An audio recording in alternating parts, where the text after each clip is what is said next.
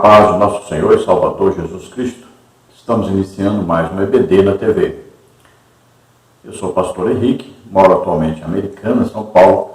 Antes morava em Imperatriz, Maranhão. Se você deseja nos convidar para estarmos aí, entre em contato conosco pelo telefone DDD 99 do Maranhão e o telefone 991520454. Meu e-mail, Henrique LHAS, que são as iniciais do meu nome, então henriquelhas@hotmail.com. Telefone de minha esposa, irmã Edna, DDD de Americana, 19, telefone 98448-2187. Neste fim de semana, nós estaremos em Vila Velha, Espírito Santo. Mês 10 estaremos em Joinville, Santa Catarina. No mês 11 estaremos em Volta Redonda, Rio de Janeiro. Mês 12 estaremos em Confresa, Mato Grosso. E em janeiro estaremos em Belo Horizonte. Então, os irmãos, entrem em contato conosco, nós estaremos aí. Lembrando que nós fazemos palestras sobre EBD, EBO, missões, dons do Espírito Santo, família, escatologia e assim por diante. Lembrando ainda que nós ministramos oração por curas, acontecem milhares de curas, e também batismo do Espírito Santo, libertação. Então, entre em contato conosco e nós estaremos aí com toda alegria. Neste domingo, no caso 19 de setembro, é comemorado o dia da Escola Bíblica Dominical. Então nós vamos fazer um resumo aqui da Escola Bíblica Dominical, tanto com o início dela na Inglaterra e também o início no Brasil. Então vamos ver alguma coisa. Vamos primeiro então à história das escolas bíblicas dominicais no Brasil. Os missionários escoceses Robert e Sarah Kelly são considerados os fundadores da Escola Bíblica Dominical no Brasil. Em 19 de agosto de 1855, na cidade imperial de Petrópolis, no Rio de Janeiro, eles dirigiram a primeira Escola Bíblica Dominical em terras brasileiras.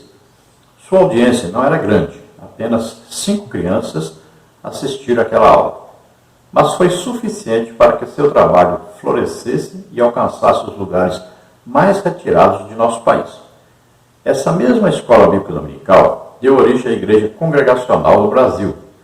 Houve sim reuniões de Escola Bíblica Dominical antes de 1855, no Rio de Janeiro, porém em caráter interno e no idioma inglês, entre os membros da comunidade americana.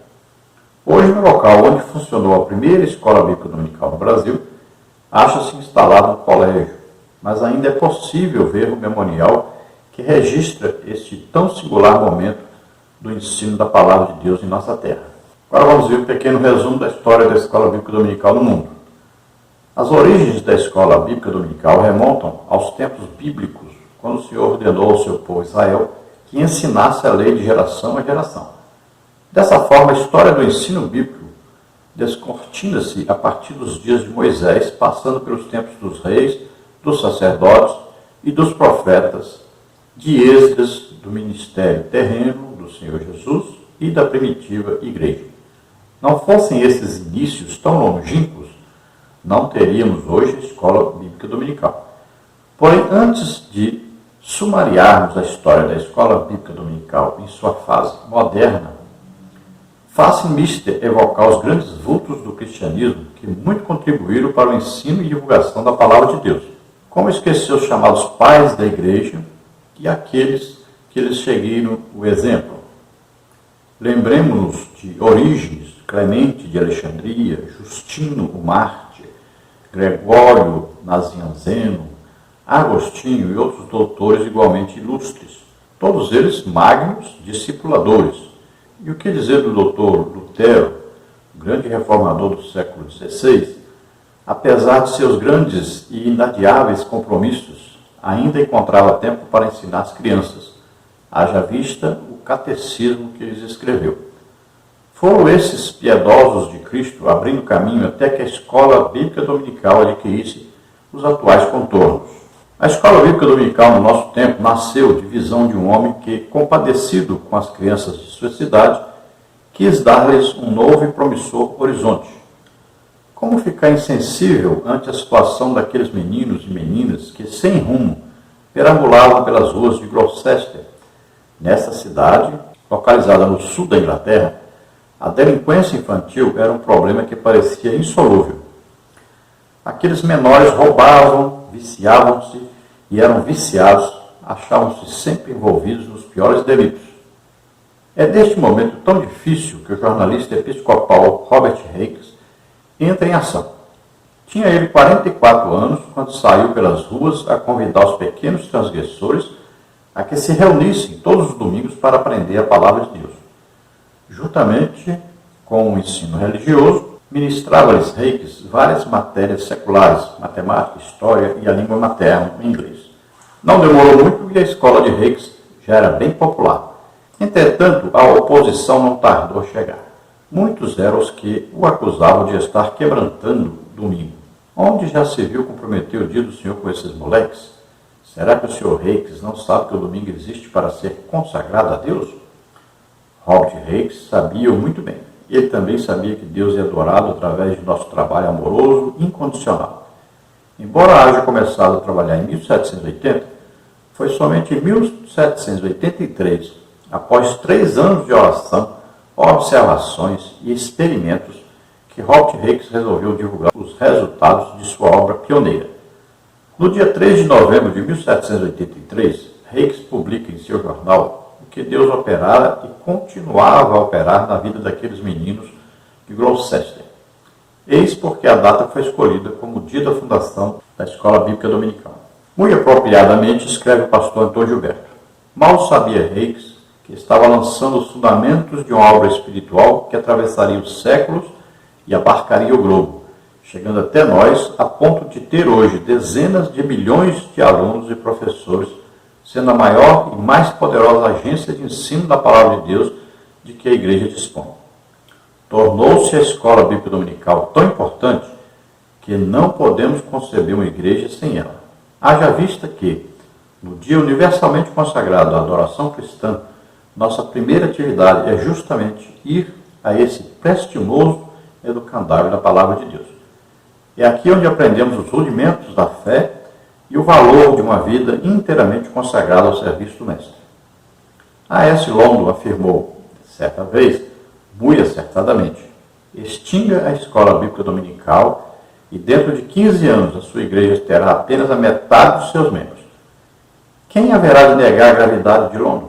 As igrejas que ousaram prescindir da Escola Bíblica Dominical jazem inchados e prestes a morrer. Vamos ver um pouco da cronologia da Escola Bíblica Dominical no mundo, no Brasil, nas Assembleias de Deus. Então, no ano de 1736, nasce, então, em 14 de 9, Robert Hakes, na Inglaterra. Em 1780, Robert Hakes, jornalista evangélico episcopal, com 44 anos, realiza em Gloucester, Inglaterra, as primeiras aulas aos domingos pela manhã para crianças sobre leitura, escrita, aritmética, instrução moral e cívica e conhecimentos religiosos, dando início à Escola Bíblica Dominical. Não exatamente no modelo que temos hoje, mas como escola de instrução popular gratuita, que veio a ser a precursora do moderno sistema de ensino público. As primeiras professoras foram assalariadas por Hakes. No dia 3 de 11 de 1783, dia natalício da Escola Bíblica Dominical, pois Hakes, após 3 anos de experiência com 7 escolas dominicais em casas particulares e com 30 alunos em cada uma delas, alcança êxito em seu trabalho com a transformação na vida de 2 crianças. A Escola Bíblica Dominical passou das casas particulares para os templos, os quais passaram a encher-se de crianças. Em 1784, 4 anos após a fundação, a Escola Bíblica Dominical já contava com 250 mil alunos matriculados. Hakes organiza a primeira união de escolas bíblicas dominicais em Gloucester com a ajuda de William Fox. Surgem as primeiras Bíblias, testamentos e livros para serem usados experimentalmente nas escolas bíblicas dominicais. Hakes publica o Sunday School Companion, que era um simples livro de leitura de versículos bíblicos. É iniciado um movimento de escolas bíblicas dominicais nos Estados Unidos da América, na casa de William Elliot, inspirado nos exemplos britânicos. Em 1790 é fundada a primeira união de escolas bíblicas dominicais nos Estados Unidos, em Filadélfia, para prover salas de aulas e professores para as escolas. Em Charleston, Estados Unidos, a Conferência Metodista reconhece oficialmente as suas escolas bíblicas dominicais. Somente na Inglaterra chega a 1.000 o número de escolas bíblicas dominicais em 1797. Em 1800 surgem fortes ataques contra a escola bíblica dominical. Reis acusado de profanador do dia do Senhor pelo fato de fazer funcionar as escolas aos domingos. Tal acusação partiu dos religiosos da época. No parlamento chegou a ser apresentado um decreto para proibir as escolas bíblicas dominicais em toda a Inglaterra.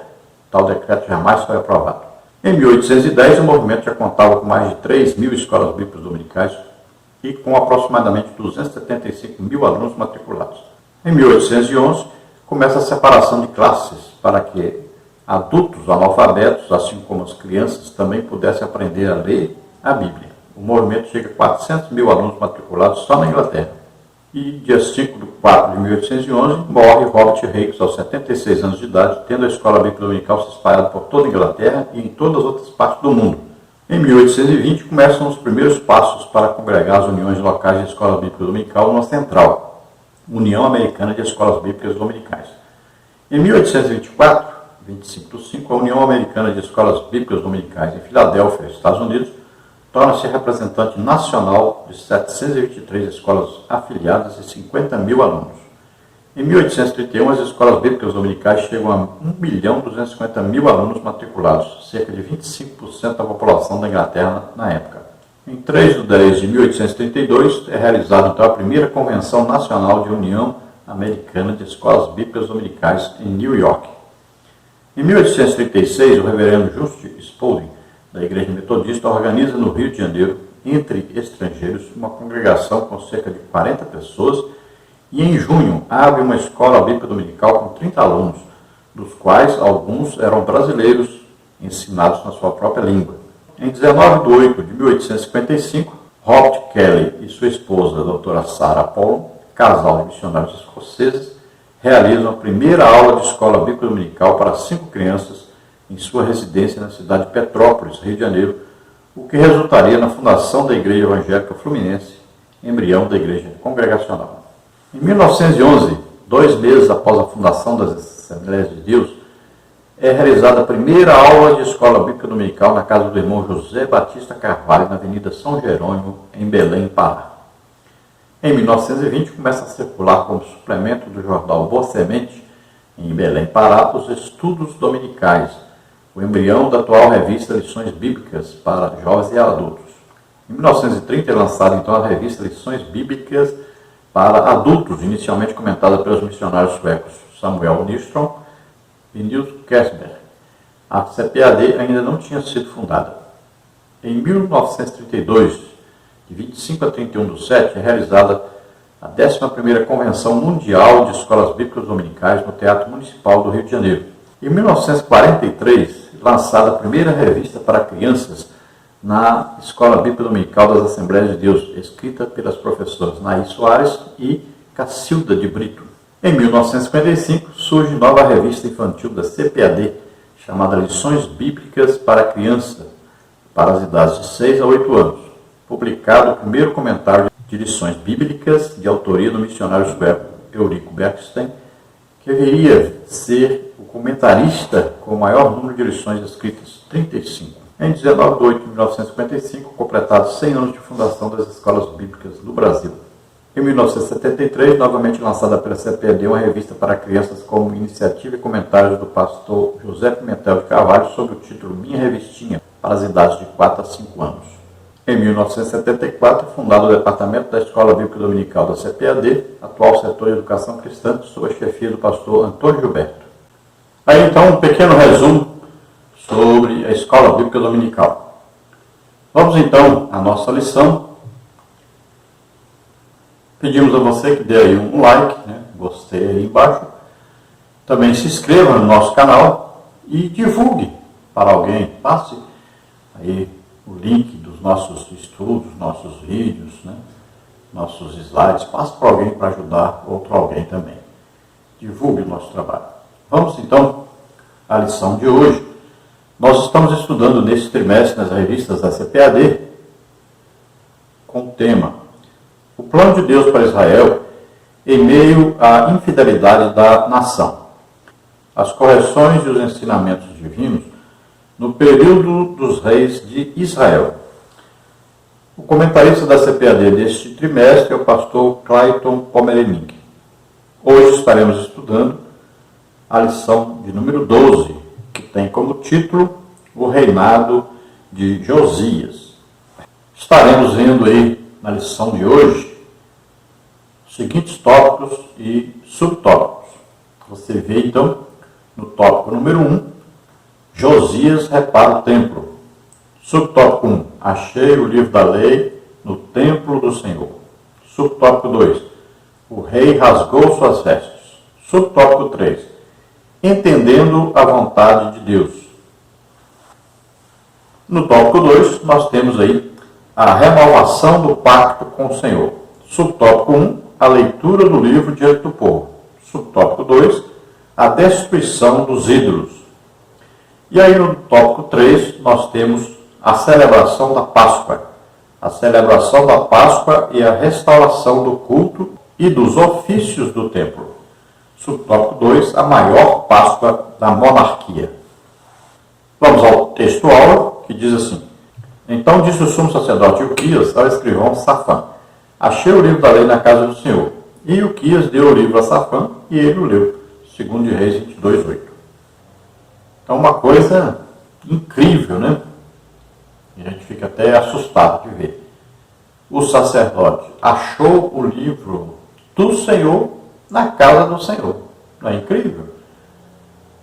Então, existia ali um livro, ninguém procurou por este livro antes, ninguém se importou em procurar, parece que eles estavam sem o livro, mas também não procuraram. E agora o livro é encontrado. E é claro, na casa do Senhor. Parece que esconderam, né? Ninguém lia mais. Os reis que deveriam ler todo dia não leram mais também. Entravam para ser rei e nem tinham lido o livro e nem liam todo dia, como era a ordem de Deus para eles. Então o sacerdote também achou o livro e nem foi ler. Passou para o escrivão ler. E assim acontece muito hoje. Quantos crentes têm uma Bíblia em casa e não leem? Está aí, na prateleira, ou fica aí em cima do sofá, em cima da mesa, em algum lugar, ou lá no quarto. É para ler, mas não lê. E só pegam no domingo para ir à igreja para dizerem que tem uma Bíblia. Mas, na verdade, nunca leem essa Bíblia. A verdade prática diz assim: nos dias de hoje, Deus ainda levanta homens e mulheres dispostos a combater a cultura da idolatria que se perpetua através das gerações. Então vemos que Deus levanta pessoas nas várias nações que vão combater a idolatria. E não é fácil. Aquele que combate a idolatria certamente será perseguido. É muito difícil. Por isso, hoje, poucas pessoas combatem a idolatria. Em todo o Brasil, praticamente, nós não temos ninguém hoje, na TV, por exemplo, combatendo realmente a idolatria. Então, nós temos que tomar cuidado com os rumos que a igreja tem tomado. A igreja tem feito muita amizade com o mundo, tem vivido aí num ecumenismo, né? Mas Deus não nos ensinou assim. Nós temos que combater a idolatria. A nossa nação só será uma nação próspera, só será uma nação livre, quando nós retirarmos a idolatria que reina em nosso país.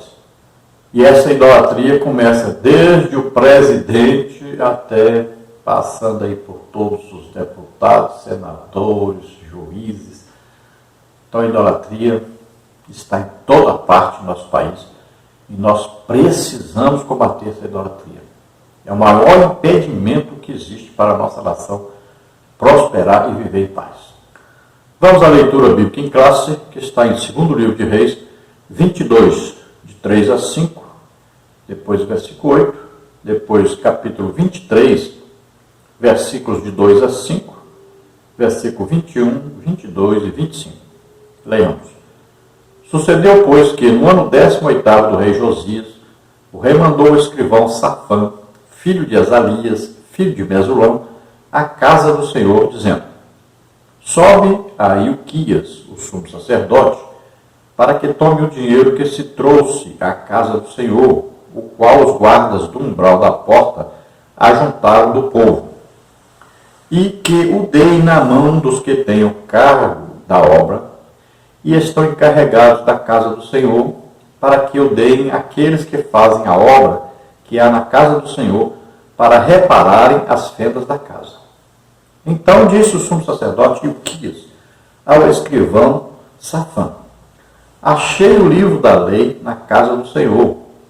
E Ilquias deu o livro a Safã, e ele o leu. Agora no capítulo 23. E o rei subiu à casa do Senhor, e com ele todos os homens de Judá, e todos os moradores de Jerusalém, e os sacerdotes, e os profetas, e todo o povo, desde o menor até o maior. E leu aos ouvidos deles todas as palavras do livro do concerto que se achou na casa do Senhor. E o rei se pôs em pé junto à coluna, e fez o concerto perante o Senhor, para andarem com o Senhor, e guardarem os seus mandamentos, e os seus testemunhos, e os seus estatutos, com todo o coração e com toda a alma, confirmando as palavras deste concerto que estavam escritas naquele livro. E todo o povo esteve por este concerto.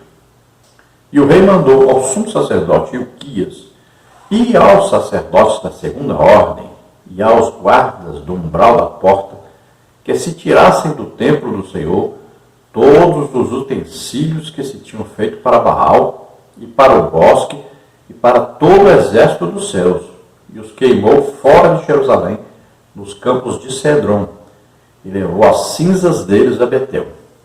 Também destituiu os sacerdotes que os reis de Judá estabeleceram para incensarem sobre os altos das cidades de Judá e ao redor de Jerusalém, como também os que incensavam a Baal, ao sol e à lua, e aos mais planetas e a todo o exército dos céus.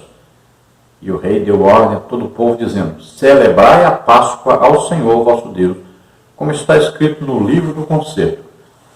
Porque nunca se celebrou tal Páscoa como esta desde os dias dos juízes que julgaram Israel, nem em todos os dias dos reis de Israel, nem tampouco dos reis de Judá. E antes dele não houve rei semelhante que se convertesse ao Senhor com todo o seu coração e com toda a sua alma e com todas as suas forças, conforme toda a lei de Moisés, e depois dele nunca se levantou outro tal. Então é interessante aí, né? Por isso, nas lições passadas eu disse que, no meu entender, o Josias foi o melhor rei. Então a Bíblia dá testemunho tanto de Ezequias como sendo: antes dele não houve maior que ele, nem depois. E quando chega em Josias, novamente a Bíblia declara a mesma coisa, que antes dele não houve e nem depois dele houve. Como Josias, assim temente a Deus, obediente, e que combatesse a idolatria. Então, como Josias viveu depois de Ezequias, eu prefiro então colocar Josias como o melhor rei que houve em todo Israel, tanto a parte norte como a parte sul. Melhor até que Davi? Sim. Melhor até que Davi. Porque está dizendo que antes dele não houve um como ele, e nem depois dele. Então, aqui a Bíblia está dizendo, não é eu, a Bíblia está dizendo então que ele foi o melhor rei que existiu em todo Israel. Então veja que ele nem fez alguma coisa errada, assim, de se orgulhar, nada disso. Ele morreu porque enfrentou o rei que não deveria enfrentar, né? O rei Neco, lá do Egito. Foi avisado para não ir à guerra contra ele, mas ele teimou e foi. Parece uma coisa de Deus mesmo, que queria já exercer o juízo sobre Judá e levou Josias. Mas ele não teve problema com idolatria, ele não teve problema de soberba, nada disso. Sempre obediente, temente a Deus, servindo a Deus e sempre combatendo a idolatria. Vamos então à introdução da lição. Josias foi o último dos reis justos de Judá. Nunca houve um rei como ele que se voltasse para o Senhor de todo o coração.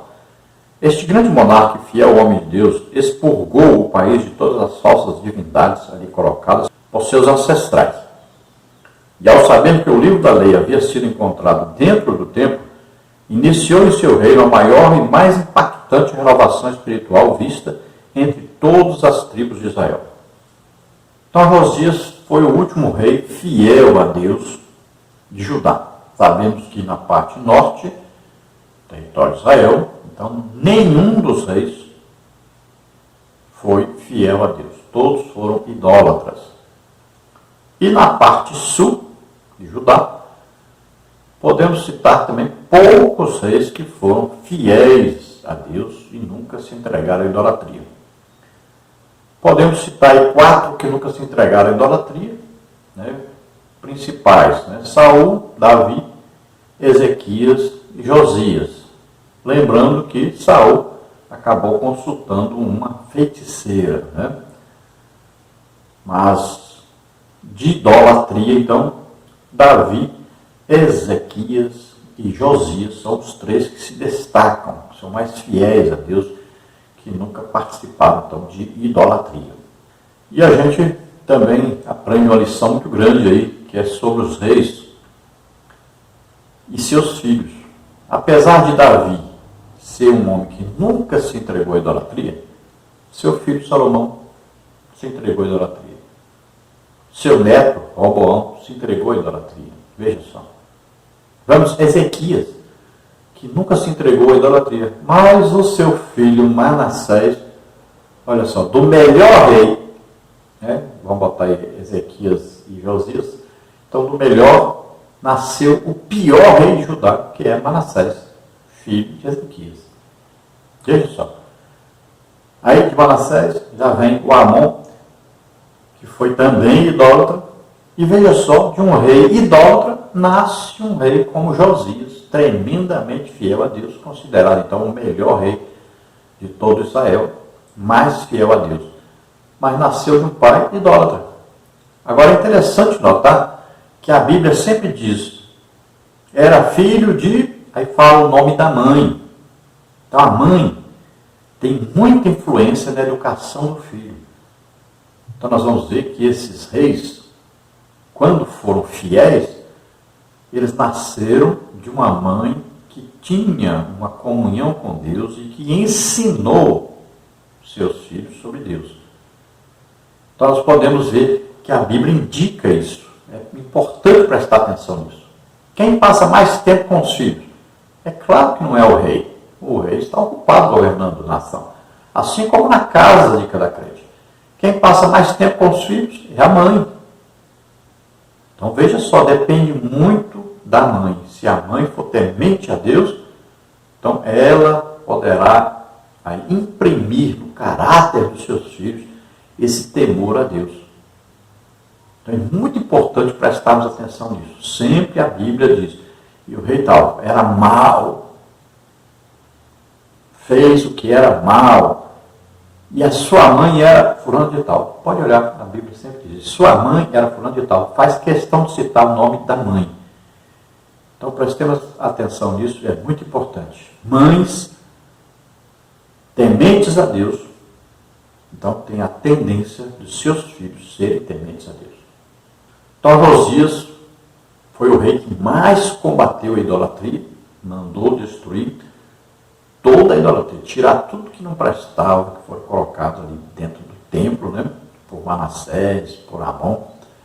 Mandou tirar tudo, a adoração a Baal, a Azerá, dos bosques, que eram dedicados a Azerá. Mandou tirar a idolatria, postes, ídolos, adoração a sol, luas, estrelas, tudo isso era acontecido. E ele mandou acabar com tudo isso.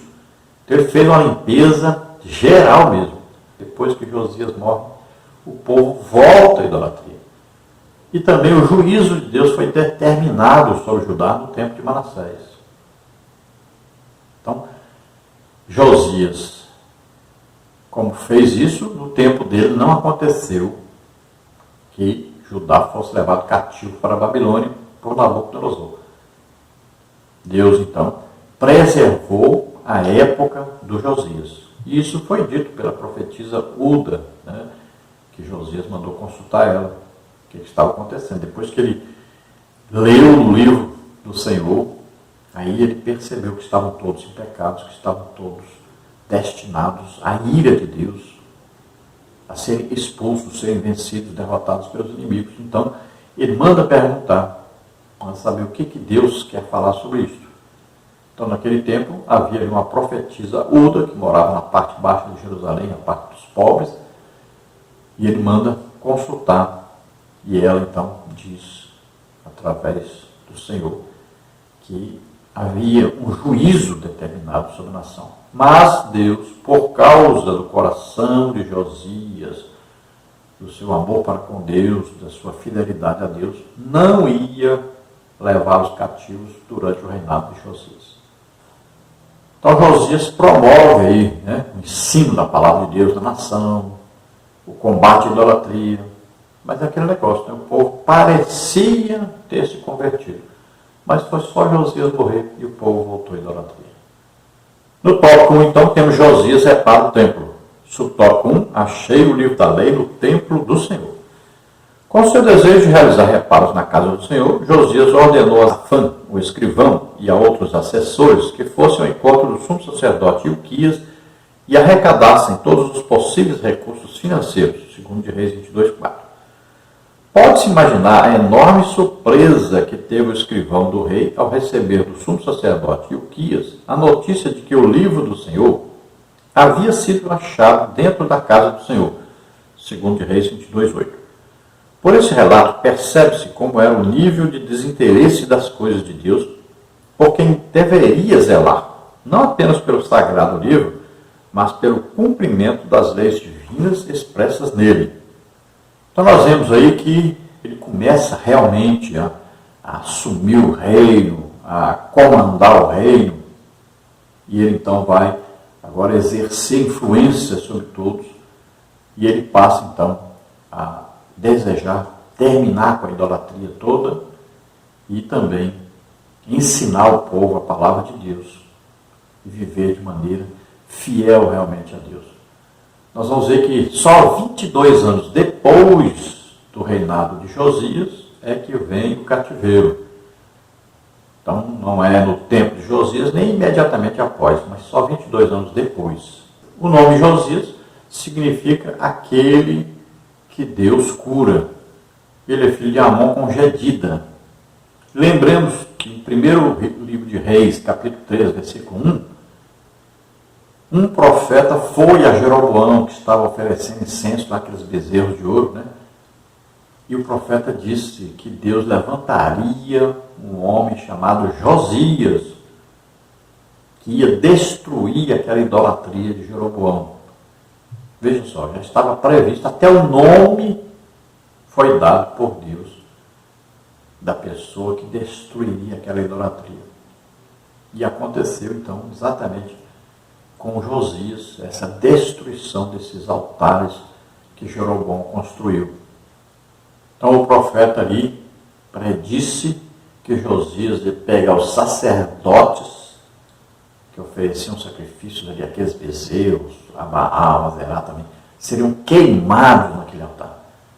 Os ossos deles seriam queimados ali. E isso realmente aconteceu no tempo do rei Josias. Também é importante destacar que Deus enviou o profeta Jeremias para ajudar ao rei Josias. Ele precisava de ajuda nesse combate à idolatria e para levar o povo à adoração a Deus. Então, Deus levanta o profeta Jeremias. Jeremias vai iniciar o seu ministério no 13º ano do reinado de Josias. Então Josias, no 18º ano do seu reinado, é quando ele manda restaurar o templo. E aí que vai ser dada a notícia que o livro do Senhor foi encontrado na casa do Senhor. Ele então vai pedir para ler para ele, e ele também vai começar a ler, ele vai perceber a situação, rasga suas vestes no sentido de que ele se arrepende dos seus pecados e reconhece que a nação está condenada e precisa ser restaurada imediatamente. Então ele vai começar então o combate à idolatria, a restauração do templo primeiro, que é a casa do Senhor, onde vão se oferecer sacrifícios, onde vão ser feitas as orações de intercessão, né, de pedido de misericórdia a Deus, e ele vai então consultar um profeta de Deus. Como não havia nenhum profeta homem, ele vai consultar então a profetisa Uda, que era conhecida por trazer mensagem de Deus para o povo. Então a profetisa fala que realmente o juízo de Deus está determinado sobre a nação, mas diz que Deus não vai executar esse juízo durante o reinado de Josias, porque ele foi temente a Deus. E o que vai acontecer? Esse cativeiro, o povo vai ser levado para a Babilônia, levados cativos por Nabucodonosor, somente 22 anos depois que Josias morre. Nós já estudamos aí sobre a profetisa Uda e também alguma coisa sobre o rei Josias. Você veja aí a lição, aí está o link aí para você acessar e estudar um pouco sobre isso. Então Josias, ao tomar conhecimento da palavra de Deus, quer cumprir o que está escrito na palavra de Deus e chama todo o povo para se reunirem, para fazer uma nova aliança, renovar a aliança com Deus e seguir o que está escrito na Bíblia. E ele também vai mandar comemorar a Páscoa, assim como Ezequias fez. Agora no tópico 1, subtópico 2, o rei rasgou suas vestes. Ao saber do conteúdo do livro, Safã, o escrivão, levou-o imediatamente ao rei Josias, segundo de Reis 22:10. O rei leu o livro tão avidamente e ficou tão pasmado diante da realidade de haver descumprido seu conteúdo, que não tardou em rasgar suas próprias vestes em sinal de profunda tristeza e consternação, segundo de Reis 22:11. Ao ser impactado pela mensagem do livro, Josias não se justificou em razão dos próprios pecados, como fazem os que não querem conformar suas vidas à vontade soberana de Deus. O rei não culpou ninguém, simplesmente se humilhou, rasgando suas vestes, demonstrando a piedade do seu coração. Então Safã lê e vai ao rei e diz para ele: olha, eu li no livro dizendo coisas terríveis. E o rei então pede para ler para ele. O rei também pega o livro e lê, ao contrário do sacerdote. O sacerdote nem leu. Então quando o rei vê que a situação dele, do país, está terrível, o juízo de Deus está decretado sobre eles, porque eles não estavam cumprindo a palavra de Deus, não estavam sendo fiéis à aliança feita com Deus. Então ele rasga as suas vestes em sinal de que ele se sente culpado, porque o rei tinha uma grande influência sobre a nação, sobre o povo. Então ele se sente culpado por aquela situação, por tudo aquilo que estava ocorrendo no país. E ele então vai pedir perdão a Deus por ele, pela nação, pelos pecados que estão acontecendo.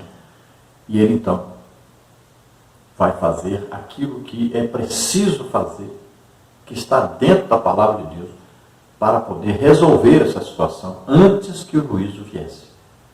Então ele foi humilde, porque ele reconheceu que ele estava errado, estava em pecado. E como líder da nação, ele estava fazendo com que a nação também estivesse em pecado. Estava influenciando a nação. Ou pelo menos não estava falando nada com ninguém, não estava combatendo o pecado da nação. Estava apenas deixando o povo fazer o que quisesse. Subtópico 3. Entendendo a vontade de Deus. Por ordem de Josias, o sumo sacerdote Ilquias e seus auxiliares foram consultar a profetisa Uda para saberem se os pecados de Judá tinham atingido o nível do juízo divino, segundo o livro de Reis 22:12-14, segundo o livro de Crônicas 34:22. Então a profetisa confirmou que Jerusalém realmente seria destruída, mas que por amor a Josias, isso aconteceria somente após a morte dele, segundo de Reis 22:18-20. Assim Deus demonstrou que ouviu a oração do rei, embora a condenação de Judá estivesse sendo apenas adiada. Jeremias 11:9-17, 13:27. Então o rei Josias, percebendo a situação de juízo que ele via que estava para acontecer, ele manda então consultar alguém que era usado por Deus ali para trazer mensagens de Deus. Como não havia um profeta, havia uma profetisa que morava na cidade embaixo de Jerusalém, uma parte dos pobres, né? Então ele manda lá os seus auxiliares e eles vão, e a profetisa então diz que realmente o juízo estava determinado sobre Jerusalém, sobre Judá. O juízo já havia sido dado por Deus.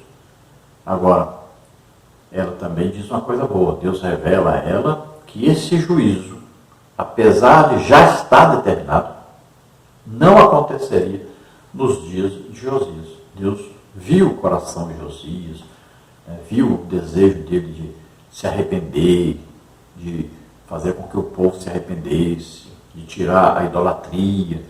Então Deus viu que Josias tinha uma boa intenção. Deus conhece o nosso coração, a nossa intenção, o nosso desejo. Olha, o Espírito Santo que está em nós sabe até as nossas intenções, sabe tudo a nosso respeito. Então é sempre bom ter esse coração bom, esse desejo de agradar a Deus, de fazer a obra de Deus. Enquanto você estiver assim, Deus está satisfeito com você, está fazendo todo o possível para te dar condições de fazer o bem para as pessoas, fazer a obra de Deus. Então esteja sempre com o coração assim, com a intenção de fazer o bem, intenção de fazer a obra de Deus, de colaborar com Deus. Esteja sempre disponível para Deus, para ser usado por Deus. Então, aquilo que aconteceu, Deus prorrogou o juízo. Então Deus disse, olha, não vai acontecer no reinado de Josias. Então eu vou prorrogar, vai deixar para depois um pouco, né?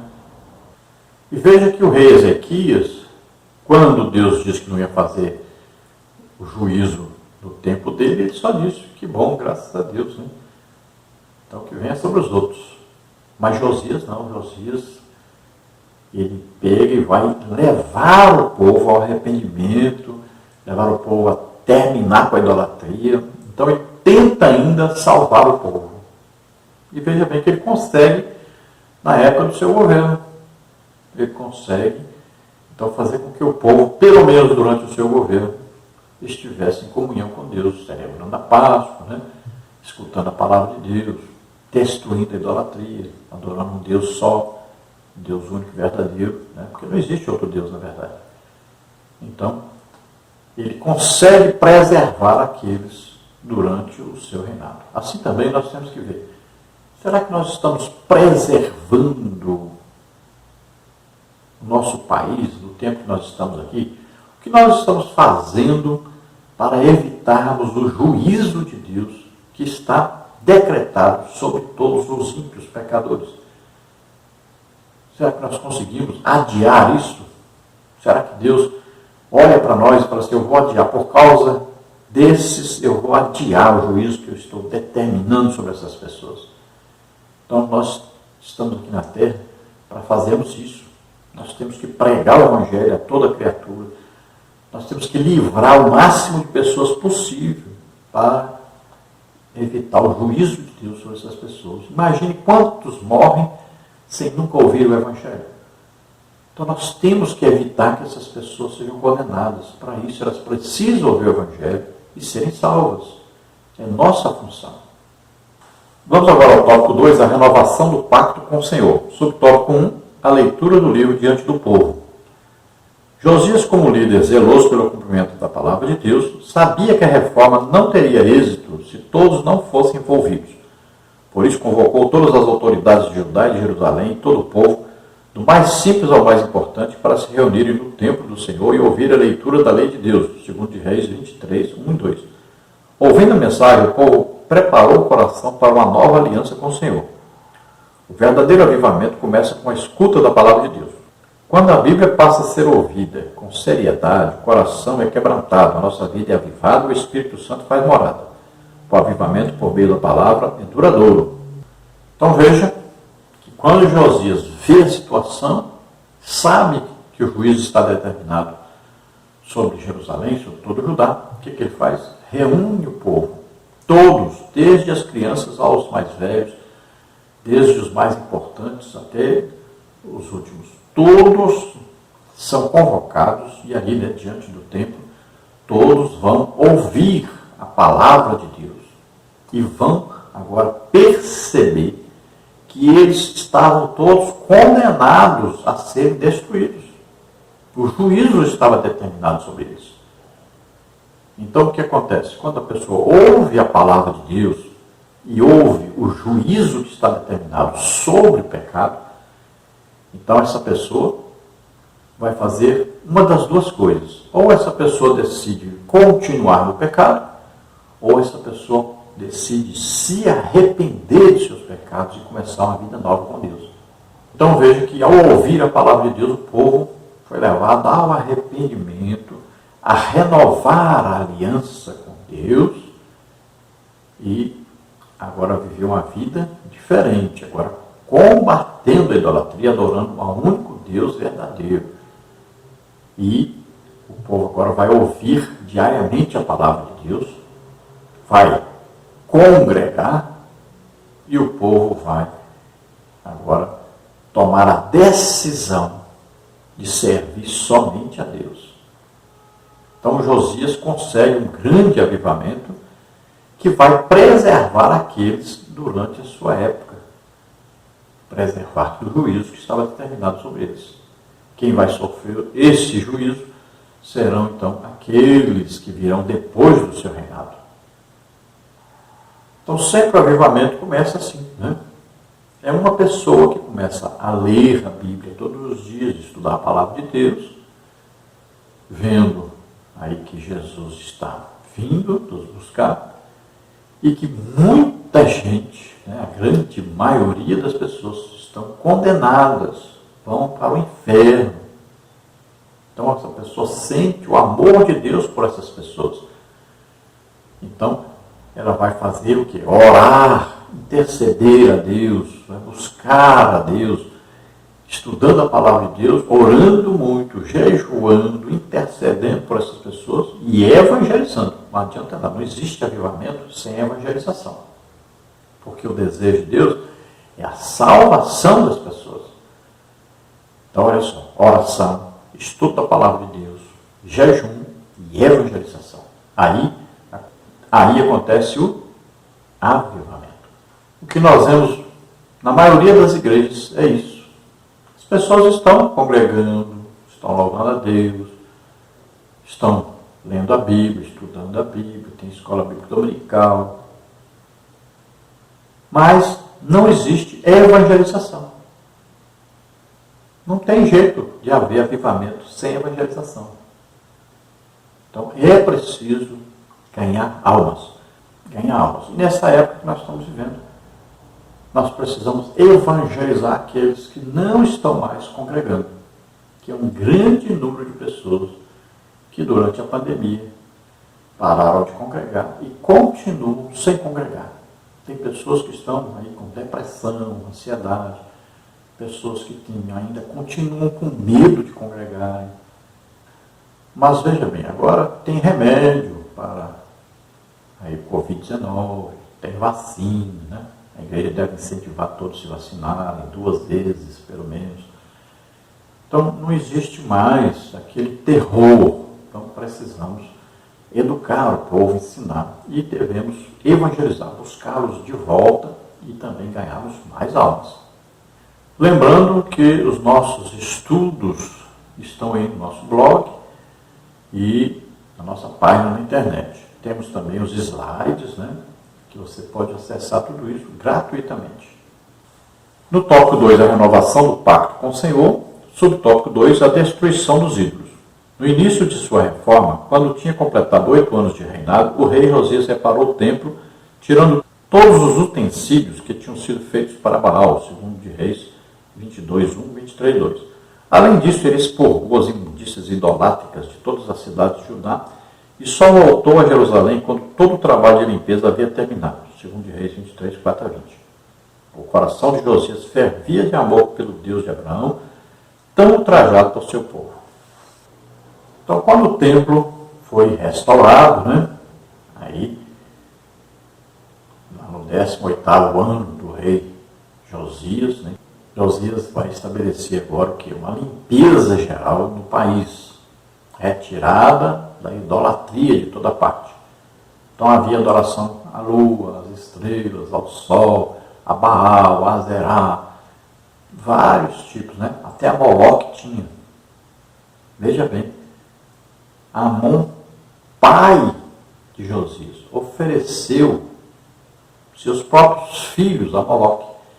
Imagine, oferecer um filho, matar o filho. A idolatria era tanta que chegou a esse ponto. Então, Josias tinha que limpar tudo isso, acabar com tudo isso, destruir tudo isso. Foi um trabalho muito grande. Ele saiu pelas cidades fazendo isso, junto com o exército. Então foi a limpeza total em todo o país, retirando tudo que fosse contrário a Deus, a palavra de Deus. Veja bem, dentro do templo havia adoração a Baal, dentro do próprio templo.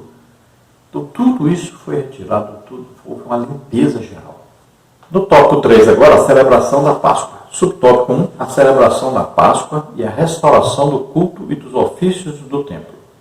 Somente depois de 18 anos de reinado foi que Josias conseguiu comemorar a primeira Páscoa. Esta foi a maior celebração desde os tempos do profeta Samuel, segundo de Reis 23, 21 a 23. Josias também restabeleceu a liturgia do culto, o sacerdócio e diversos ofícios que eram praticados no templo, tais como sacerdotes, levitas, cantores, guardas do templo, etc. Então Josias vai restaurar as festas, né, que aconteciam, que eram ordens de Deus dadas através da palavra de Deus. Todas aquelas festas deveriam retornar. Então veja só, aí existe Páscoa, mas também existe o dia da expiação, né? Aí existe a festa de Pentecostes, os tabernáculos, tudo isso tinha que ser restaurado. Então ele vai instituir o que? A Páscoa. E vai levar todo o povo a comemorar a Páscoa. Isso vai gerar o que? A união do povo em torno do Deus verdadeiro. Então todos, de todas as cidades, são convocados para irem a Jerusalém para celebrarem essa Páscoa. E para que isso aconteça, é preciso organizar os sacerdotes, né, com seu serviço, seus turnos, né? Tem aí os levitas com todo o seu trabalho para ser executado, aí tem os músicos, né, os musicistas, tem a guarda do templo, tudo tinha que ser organizado, tudo, para poder voltar a funcionar como era antes, lá, né, no início do templo de Salomão. Subtópico 2, a maior Páscoa da monarquia. A Páscoa era uma das maiores festas do povo de Israel. Relembrava a proteção divina e o livramento da escravidão do Egito. Deveria ser sempre festejada, pois permitia ao povo recordar as obras que o Senhor realizara no passado. Êxodo 12, 14, 24, 27. No entanto, devido ao pecado, o povo se esqueceu dos feitos e promessas de Deus. Após achar o livro da lei do Senhor, derrubar os altares a deuses pagãos e destituir os sacerdotes que realizavam tais abominações, Josias deu ordem para que o povo retornasse à celebração da Páscoa ao Senhor. Ele realizou o maior festejo do seu tempo. Nunca houvera Páscoa tão fervorosa, segundo de Reis 23, 21 a 23. Então a Páscoa era a principal festa de Israel. Havia o dia da expiação, que era também muito comemorado, mas era um dia mais de jejum, de oração, né? Agora a Páscoa era celebrada com uma grande festa. Era uma alegria tremenda. Então, a Páscoa agora vai trazer de volta o povo, trazer a alegria do povo em servir a Deus.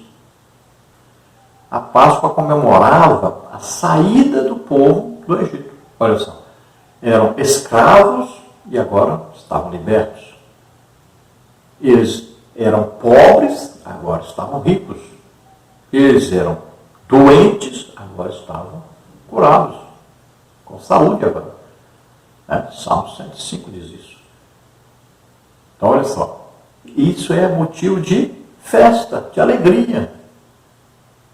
Então você tem que lembrar, ó, nós éramos escravos, agora somos livres. Olha, nós éramos pobres, agora estamos ricos. Olha, nós estávamos doentes, agora estamos com saúde. Isso é motivo de festa, de alegria. Então todo crente também deve se lembrar. O que eu era antes de aceitar Jesus como Senhor e Salvador? Como estava a minha situação antes de aceitar Jesus como Senhor e Salvador? Qual era o meu destino antes de aceitar Jesus como Senhor e Salvador?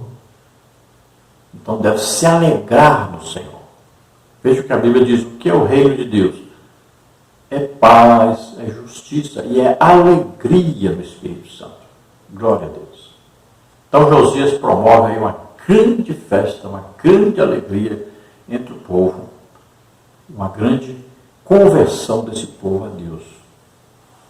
Vamos à conclusão, que diz, Josias fez uma limpeza geral em Israel, eliminando todas as formas de idolatria instituídas pelos reis que o antecederam, inclusive o rei Salomão. Este grande monarca e figura do Messias foi a promessa de Deus sobre Judá, de que o paganismo não prevaleceria sobre os seus reis, mas que a raiz de Jessé voltaria a brotar. Isaías 11, de 1 a 4, Romanos 15 e 12.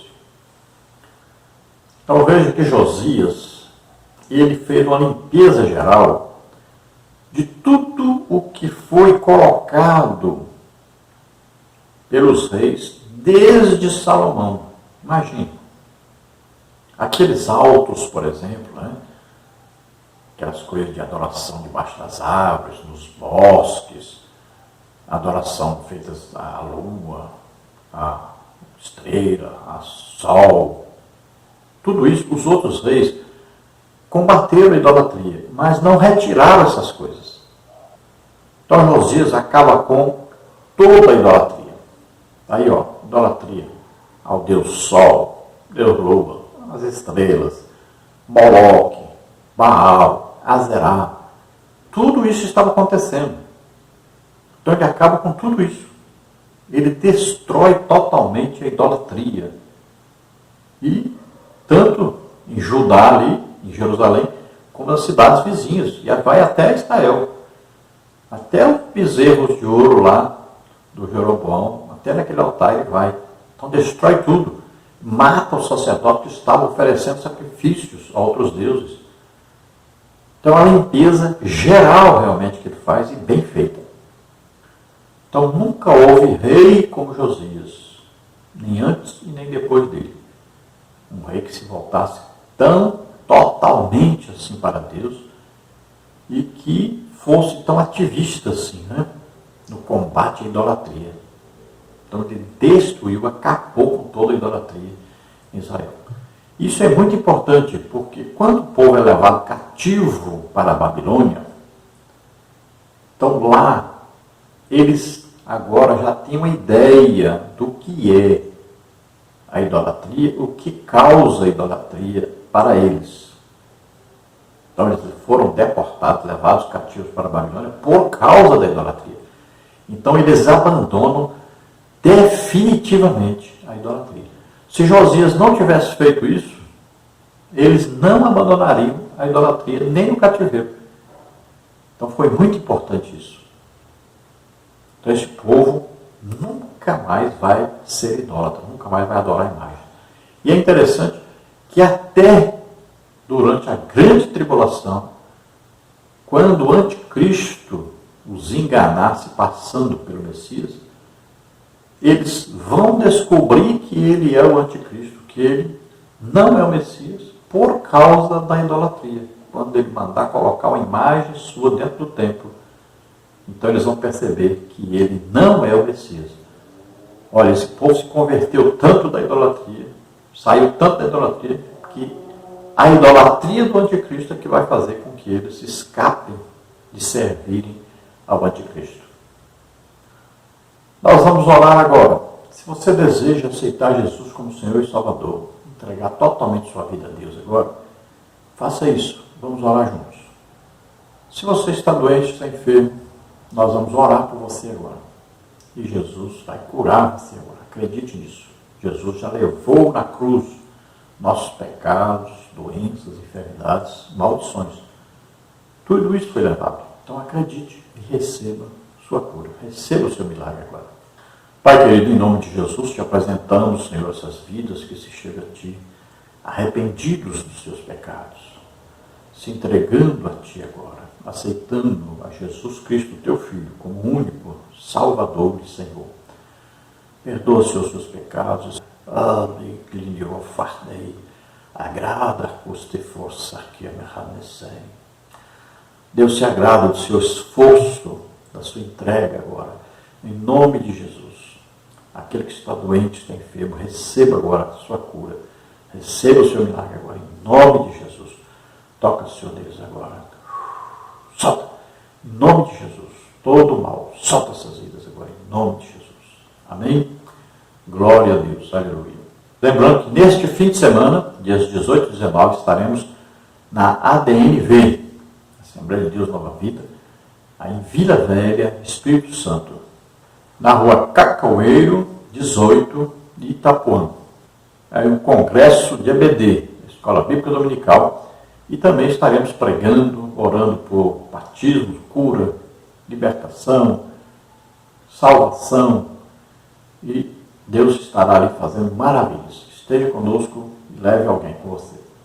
No dia 31/10, estaremos aí em Joinville, Santa Catarina. Depois, nos dias 25, 26, 27 e 28 do mês 11, estaremos em Volta Redonda, Rio de Janeiro. E depois estaremos também nos dias 17, 18 e 19 do 12, em Confresa, no Mato Grosso. E em janeiro nós estaremos em Belo Horizonte. Depois passamos aí os endereços mais perto aí do acontecimento, passaremos os endereços para os irmãos. A paz do Senhor a todos. Deus abençoe.